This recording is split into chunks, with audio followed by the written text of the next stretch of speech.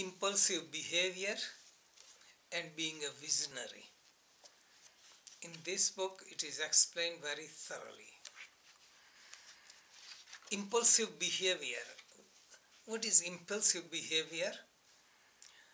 Your self is deep within and it uses intellect, mind, emotions, senses and body to function in the world.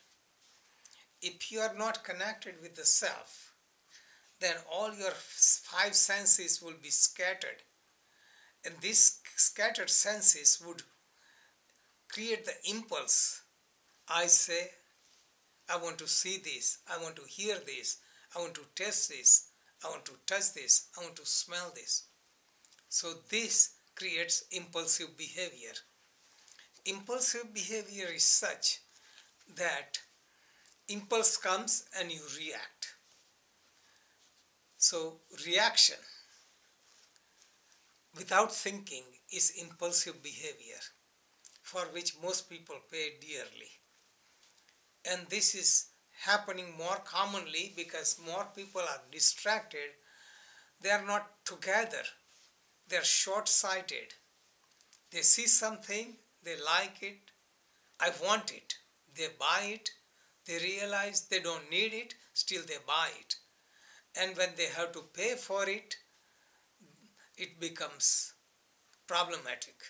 So, impulsive behavior is always harmful.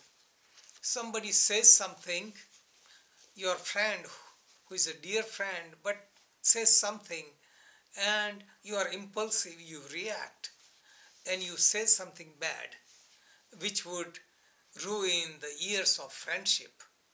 This is impulsive.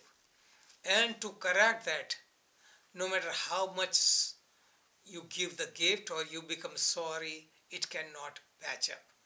So impulsive behavior costs on a long term. The speech, whatever you speak out, cannot be taken away. Arrows which is already shot from the bow cannot be returned back. So speech becomes dangerous. On the other hand, if you take time, just breathe and slow down and don't react immediately, then you will be acting properly.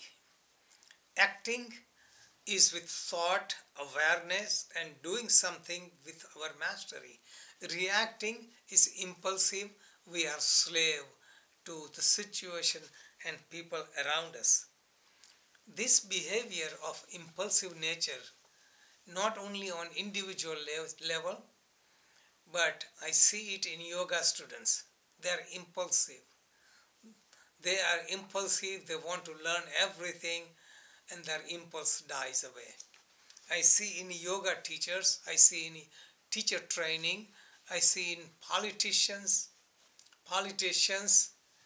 want to fix up the things so everything is all right for now, but they don't think about future generation. This is impulsive. Impulsive is self-centered. We think only for ourselves and for here and now, and we don't think about consequences. So one should always be focused and decide the journey of life and set the rules so that everything you do, you think, you analyze the best you can before you speak or before you act. Thinking is the starting point. So make your thinking very clear. Make your thinking harmonious. Your thinking that takes you inward instead of extroverted, listening to the senses, listening to mind, listening to emotions and listening to other people and being impressed by what others say. So many people try to please others and they get totally impulsive because in pleasing others, you do something that doesn't suit you. For example, somebody says, you don't look good in the clothes you are wearing. That may be comfortable clothes, But if you wear the clothes that pleases them, you will be miserable all day long. If you listen to your senses will fool you. They will tell you to do the things which won't be good for you. They say drink tea or coffee, smoke or take drugs or take this or that, because it pleases the senses, which is not good for you. You listen to inner voice, you listen to your higher self, and that gives you the vision. So establish your goal very clearly. Make an undercurrent so that you are always thinking along the line, so that all your decisions are in line with your main goal. If you don't have a clear goal, then all impulses will distract you. For example, somebody is going from class to home. If one has goal to reach home, to do certain thing, they won't be misdirected.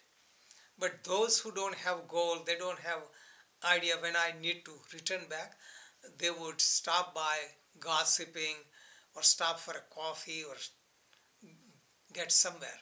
So if you have clear goal, you won't be distracted, you won't be impulsive. Simplest meditation for